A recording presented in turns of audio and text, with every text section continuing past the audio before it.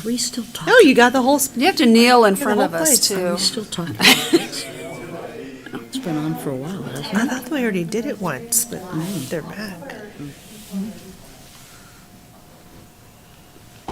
Signal. Okay. Good evening and welcome to the May 18th, 2026 meeting of the Coeur d'Alene Parks and Recreation Commission. Melissa, would you get our meeting started with roll call, please? Commissioner Cranston, Here. Commissioner McDowell, Commissioner Lean, Commissioner Tate, Here. Commissioner Hill, Here. Commissioner Bakes, Commissioner Wood, Here. Commissioner Turdost. Here. Thank you. At this time, I'll ask everybody to stand, and Commissioner Turdost will lead us in the Pledge of Allegiance. I pledge allegiance to the flag of the United States of America and to the republic for which it stands, one nation, under God, indivisible, with liberty and justice for all.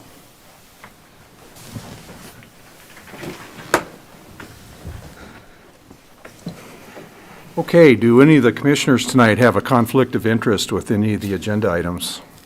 No. Okay, there are none.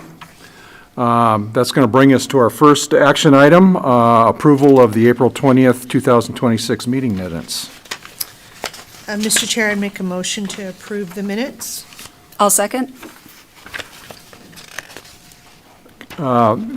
Motion's been made by Commissioner Wood and seconded by Commissioner Tate to approve the April 20th, 2026 meeting minutes. All in favor? Aye. Okay. Minutes are approved. Well, Adam, that brings us to your staff report. All right, all by myself here. All by yourself. Feels a little weird. So as you can guess, we're into a very busy season with both parks and rec. But just start off on the rec side, we're getting into a season where we're doing a bunch of sports camps. Just brought on another camp affiliated with North Idaho College, which I had kind of touched on before, trying to get back into bringing back that whole bank of camps that we used to do 10, 15 years ago. So partnered with Corey Simmons, the men's basketball coach down at NIC. Actually, the camp starts tonight, so a little 3-day camp. If it goes well, we'll plan on bringing on probably, maybe 3 or 4 more of those throughout the year. Brought back our youth tennis camp. First year in, I'd guess, 6 or 8 years that we were able to find an instructor, which is super awesome. So a little pared down from what we used to do, but we're doing that one later in June. Already did registration for it, and we filled it in 2 days. That youth golf camp, which we've had with the Friends of Coeur d'Alene Public for quite some time, we had 180 spots for that. We filled that one in 2 days. So we've got, I think, 5 sessions of golf with them throughout the summer. So super popular stuff going on the rec side, on top of just our normal stuff that we usually do this time of year. Just finished soccer, getting into our youth baseball season later in June that we're doing registration for right now. And then on the park side of things, we had a couple of big things going on. Just got information now to go out to bid for the turf out here at McEwen Park. So a long needed fix for the turf that's worn out there. So hopefully we'll be able to lock that down soon once we get those bids in and review them. We've been in contact with Ignite about Mill River. There's some shoreline erosion stuff that's going on over there, has been for quite some time. They've got some dollars that are available, so talking through some projects with them, which would be really good. Urban forestry, we had our contractor, Knothead Tree Service. They finished all the tree planting that Monty had lined out for them. They did do also an emergency tree removal for us on Thursday. It was up on 9th and Lakeside. So there was a maple tree that broke in that little windstorm that fell into the one next to it, and the one on the other side of it was already dead. And that same company, Knothead, actually was available, and so they came out and did a removal for us and got it all cleaned up. Had to block the street off. We just finished, did custodial interviews for our open custodial position in building maintenance last week. And then the guys are super busy this week, just prepping for Memorial Day. So Colin, our lead worker in the cemetery, got a whole crew of guys together yesterday to go out and mow both cemeteries completely. Got started on the string trimming, and then it's going to be all hands on deck in the cemetery to kind of hopefully dial that all in, so it's good for Memorial Day when people start showing up, probably Thursday, Friday to go out in there. So. Great. Any questions for Adam? Thank you, Adam. Do any of the commissioners tonight have any comments or announcements? No? None? Okay. Are there any public comments tonight wishing to address the commission that's not already part of one of the agenda items? Nope. Okay, our next item is an information item then, a presentation regarding the City Park Rotary Band Shell refresh. So take it away, Adam. Yeah, not much of a presentation per se, but, there we go. So I can't remember if we had mentioned this before, but we did have some dollars allocated to fix the stage. Many years of just stacking plywood on top of plywood on top of plywood. And so Adam Coeur, our building maintenance superintendent, he worked with a company called Trim FX, and we went back with, you can see it there, a composite decking, a really close gap, so it's not a huge gap, so still totally good for ADA purposes. But these guys were great. They came in, and you can lightly see the difference in color around the bottom of the posts. But if you've been down there and you know how those posts are not just square posts, it's a bunch of square posts. So he trimmed all of that stuff out with cedar to close up all those gaps, help with any water intrusion, and it turned out pretty good. And I probably should have gone back. Oops, nope, that way. So here is old plywood stuff.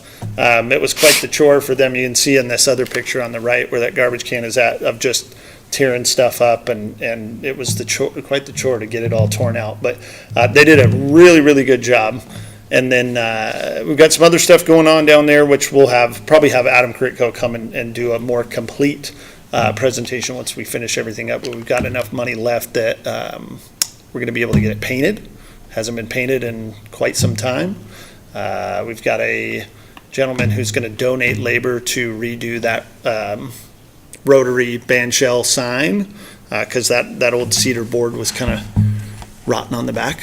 So we're going to get that all replaced, and then if we've got any money left over, we're going to look at putting some dollars into the bathrooms, because they are in need of some love as well. So yeah, just an update of where we're at. So in case you saw the fencing and all of that down there, it was closed down for the better part of a couple weeks. So.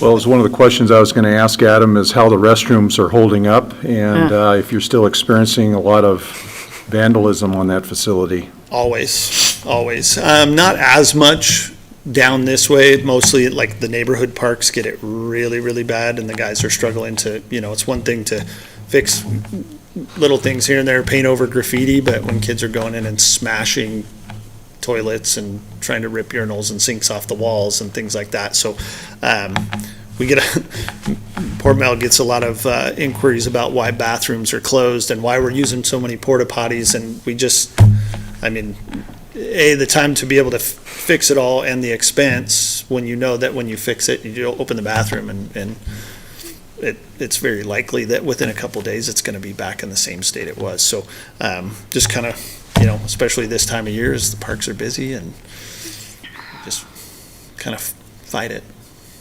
Yeah. Questions for Adam? Go ahead. Sorry.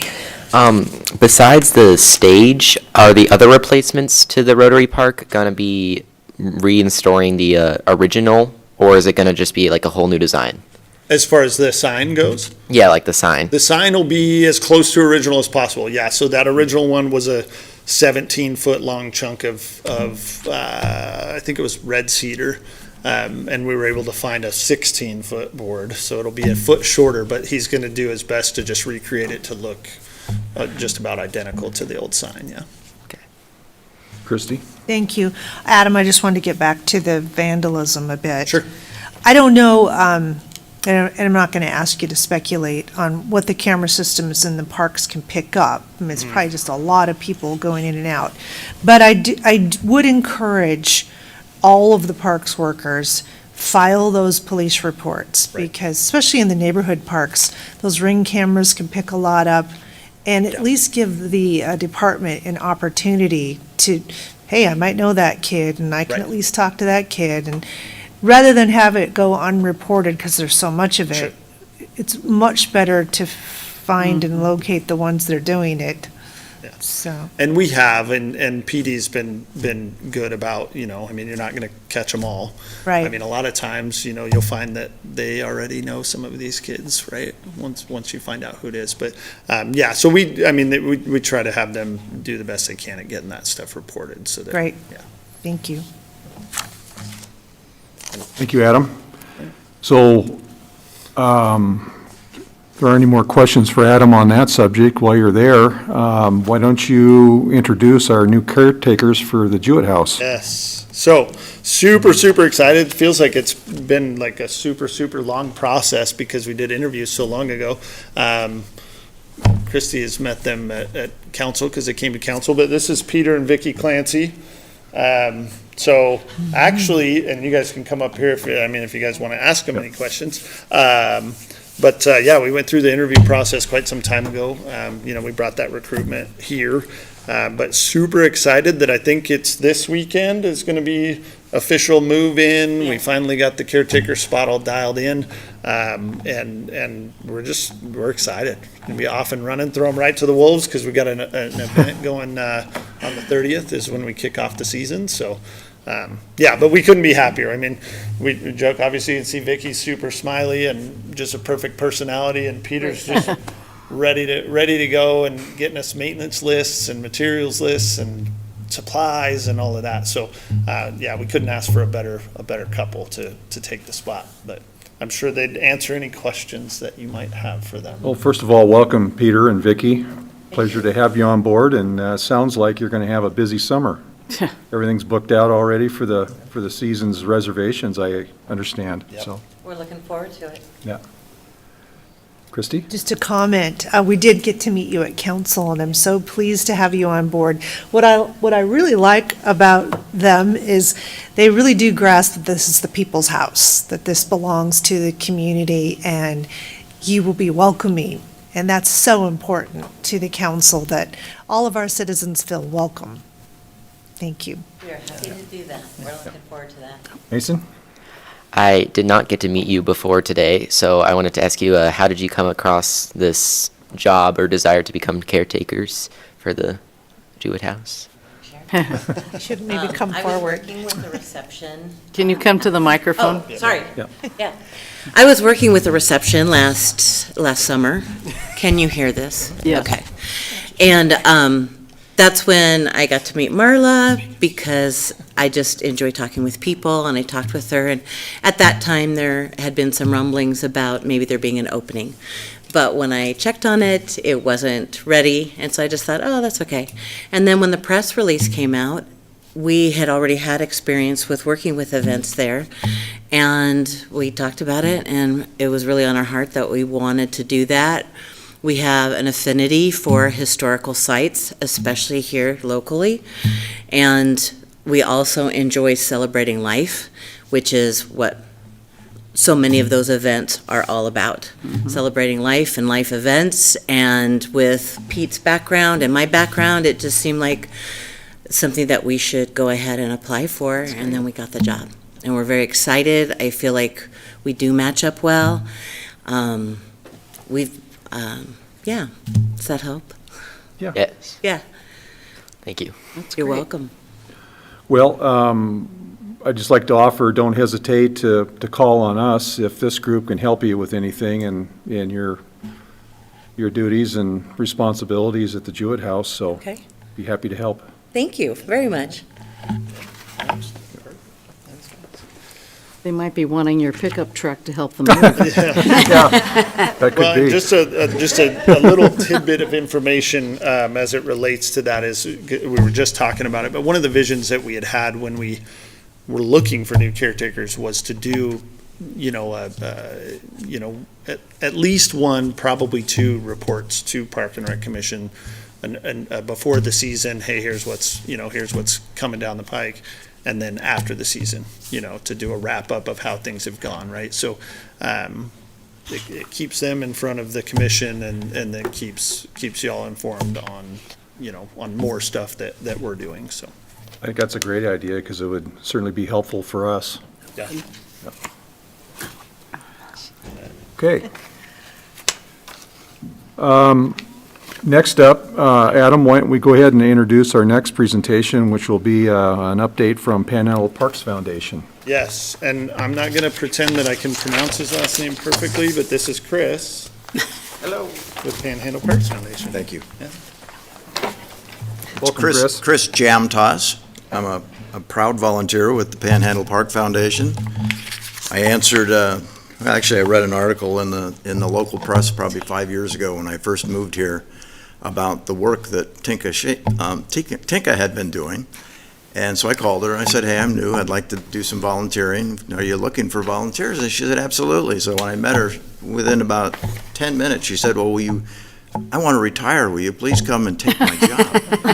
And I said, I don't think so, but I don't know what that job is. Anyway, I started working with Tinka and started taking on some of the responsibility that she had, but I mean, she was the matriarch of the foundation for years. She was the heart and soul of the Panhandle Park Foundation. So there was no way that I could take on all of the things that she had been doing for all the years. But myself and 6 other board members have tried since she retired about a year and a half ago.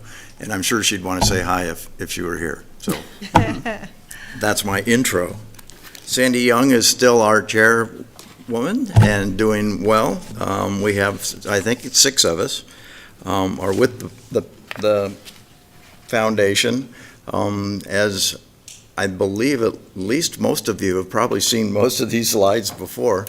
We were created back in 2003 or 4 to be a holding foundation for money that we would receive from grants, from donations, from various other ways that we'd receive fundraising money to hold while the park department decided how they wanted to use those resources. Originally, it was created to be the holding pattern for the grant that the city hoped to win with the Croc Center competition, and fortunately, the city won. And the money was put into the foundation and was spent as the Croc Center got built. So that was the beginning of what is now the Panhandle Park Foundation, and we work really hard to support you and everywhere we can with keeping the parks up. In 2011, we changed our name and expanded our reach to be countywide and even North Idaho-wide, rather than just for the city of Coeur d'Alene. And during that time, the department was really a funded department that had a paid director, it had a marketing department, it had a marketing budget, focused on outreach, not only to do fundraising events, but they also had a grant. They were trying to get grants from various different places, and I think was very successful. I don't know how long ago, but there came a time when the decision was made to scale back to become just a pure volunteer foundation, and it's been that way for 5 or 6 years, I believe, maybe even as far back as 10 years. We have no paid staff. We're a lean, mean, volunteering machine, and I'll show you the financials here in a minute. The foundation has held money that supported most of the things that we love about the park department. The features that are in McEwen were paid for with funds that had been held with the foundation while they were waiting to be spent. There are lots of benches that have been dedicated by families, by companies. There are tables, there are fountains, there are trees, all kinds of ways that people have found ways to dedicate things that are well documented in our park department. And the foundation has helped do that.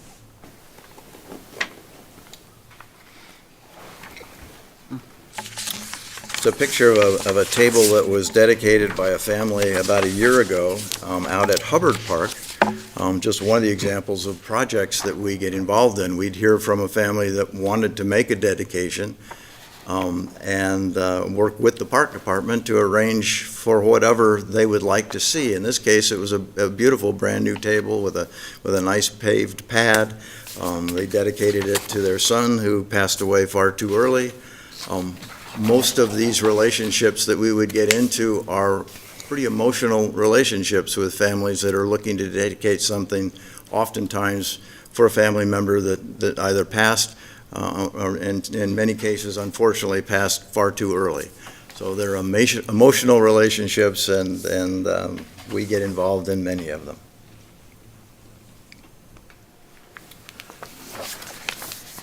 We still have people that want to do sponsorships, not just of tables and plaques and such, but also just donate money to the park department. So we're happy to take it in, and if they want recognition for it, we find a way to recognize them. If not, we'll just keep that money held until Adam tells us, or you tell Adam what you'd like to spend that on, and once we find out what that is, then we cut those checks. So we also still encourage any volunteer that would like to help. We're not so active since we're all volunteers. We're not doing any outward promotion of fundraising events, although we do from time to time have a booth set up at certain community events where we can promote Panhandle Park Foundation. And that's usually where we get the people that find out about us that want to dedicate something on behalf of a family member. That's where we can be reached. I think maybe of importance is how we hold the money. We don't really have that much. As I said before, we're a lean, mean volunteering machine. We get about $5,000 in a grant every year from you, from the park department, and that's what seeds the rest of the operation for a year. We don't have any employees. We have administrative expenses, mail. We pay or we collect the money and then pay the vendors who do make the bronze plaques and that do the engraving on the wall at McEwen and those kinds of things. So we're not very expensive. So we bring in $5,000 every year. There's some other revenues that we gain. So last year, our total profit was about $17,000. We didn't spend nearly that much. So at the end of the year, we contributed $10,000 to the fund that will eventually go to pay for something within the park department. We do have, we're pretty healthy financially in that we have cash in the bank about $26,000. We also have a money market account and a CD, which together are about $50,000. So in financial assets, we're sitting on nearly $80,000 that's being held on behalf of the park department. We also have two deeds for properties, one for a smaller property north above Cherry Hills Park that I haven't even seen, but I know it's up there somewhere. It's not developed. I understand there's a trail and maybe there's a bench up there, but that's about it. And then there's a large undeveloped piece of property that's at the southeast side of Fernan Lake on the hillside that the deed is held with the foundation in hopes that someday the park department decides to do something with it, trade it, you do it, develop it, I'm not sure, but it's open space now. So at the end of the day, and the value of those properties is about close to $750,000. So in all, we are sitting on the value of $737,000 of value to the park department. So that's what we do. Again, these are all numbers are relative solely to the city of Coeur d'Alene? Correct. Yeah, okay. Any other questions? I should have started by saying thank you for all your help. The most beautiful park department, and clearly the state. My background professionally was in parks and resort development. And I truly, as I've traveled the world in that profession for 40 years, I haven't seen a small town with a park department that rivals Coeur d'Alene's Park and Recreation Department. So all of you, Adam, congratulations. It's my pleasure to be here. Christie? Well, if I could just make a few comments.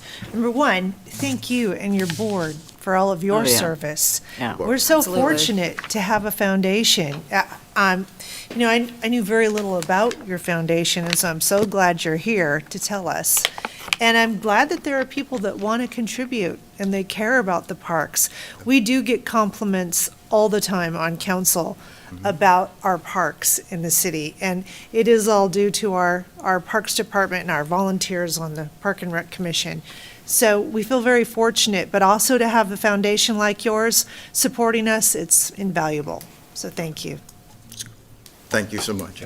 Glad you're proud of what you do. Thank you, Chris. Thanks, Appreciate it. Okay, we're getting through our agenda fairly quickly tonight. Our next item is actually an action item that was brought back from last month. The decision tonight, should the Parks and Recreation Commission recommend that the City Council add Coeur d'Alene Rotary, Centennial Park, and Cherry Hill Park to existing Coeur d'Alene Municipal Code 4.25.030 to allow possession and consumption of beer, wine, or other alcoholic beverages with a permit.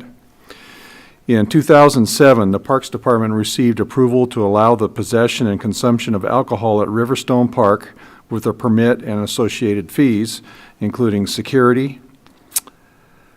Riverstone Park became a test area for alcohol on public property. After several successful years at Riverstone in 2014, City Park, McEwen Park, and the Jewett House were added to this exception for possession and consumption of alcohol. All alcohol events require an alcohol permit purchased through the Parks Department.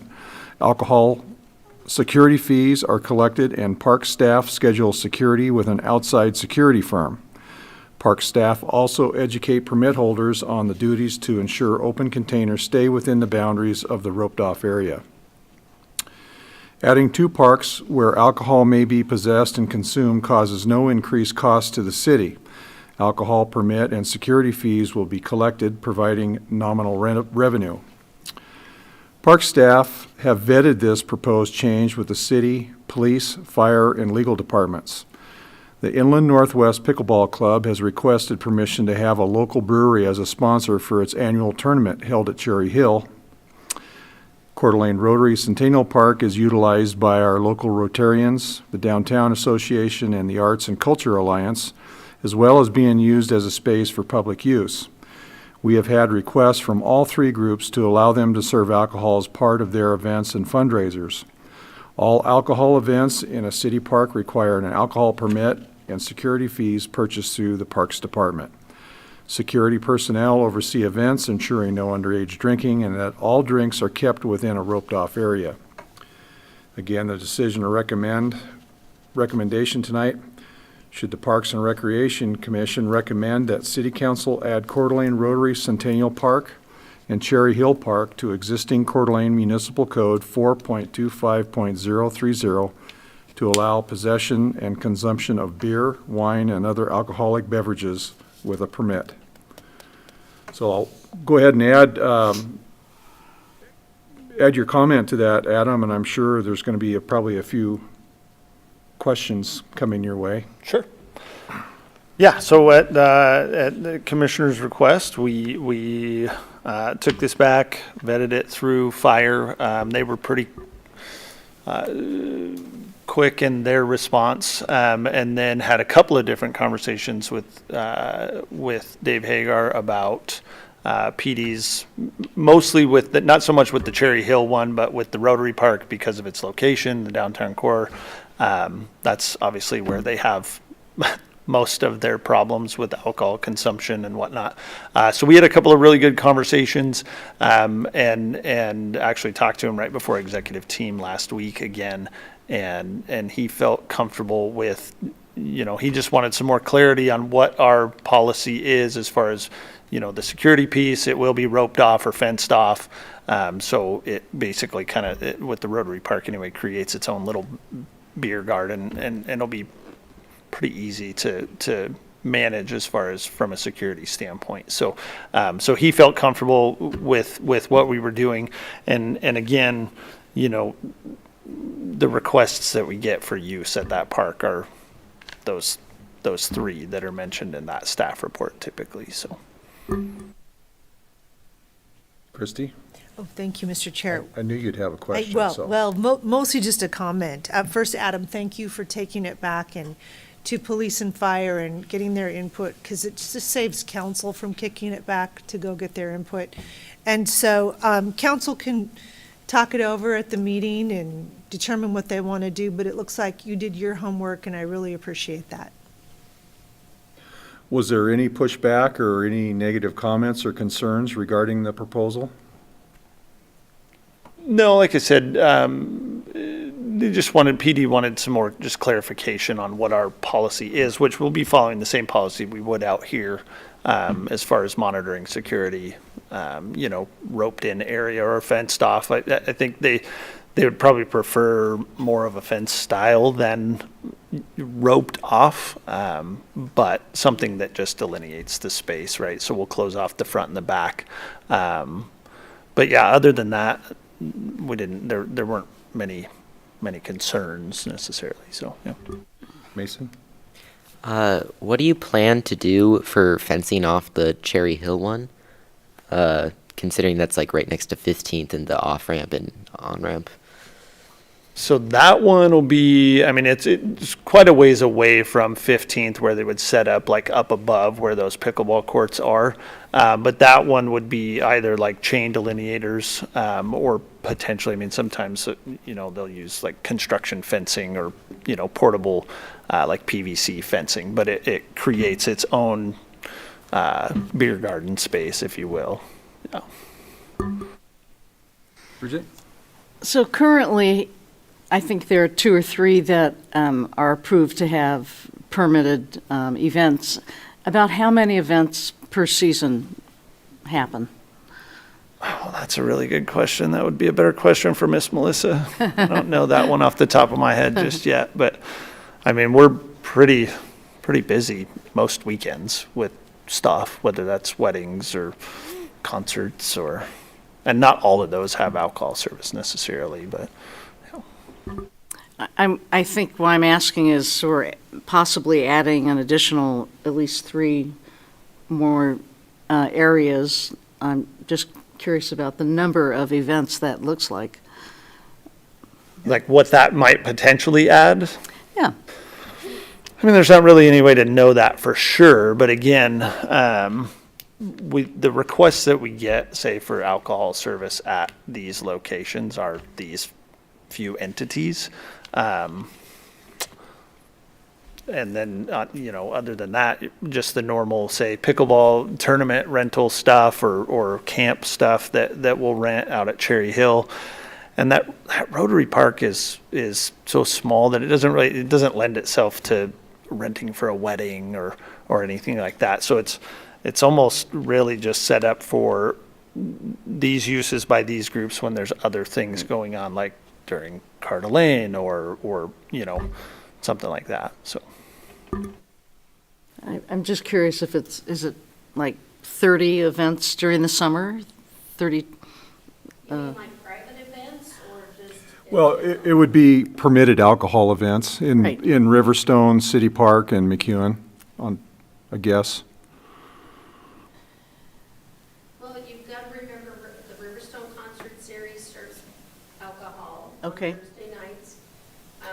Michael Kepp concerts on Wednesdays serves alcohol. So those Okay. are 2 that are pretty regular. Right, okay. And that varies. I think they're going to have maybe 6 concerts at Riverstone this year, and Michael does about 8. Mm-hmm. Then we do get a handful of family picnic barbecues, company picnics. I mean, I generally will send a list to the security firm, letting them know, hey, here are the events and times that they're going to serve alcohol, so they can line out their security officers. Mm-hmm. I would say it might be about 30 that are private events, that are like, hey, we're going to have a family reunion and we want to be able to have beer and wine for our group. Even those kind of events, they delineate them. They're told, you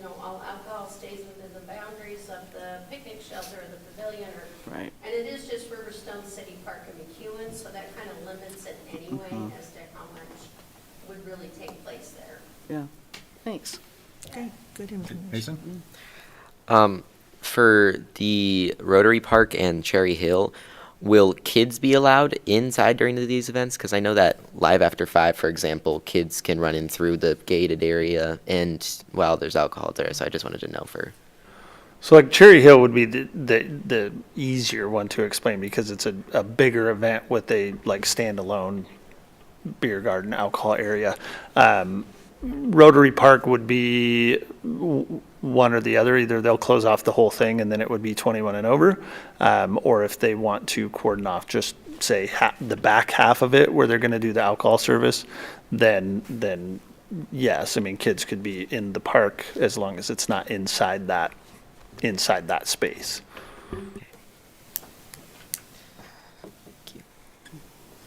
Anything else for Adam? Any further discussion? I'll entertain a motion.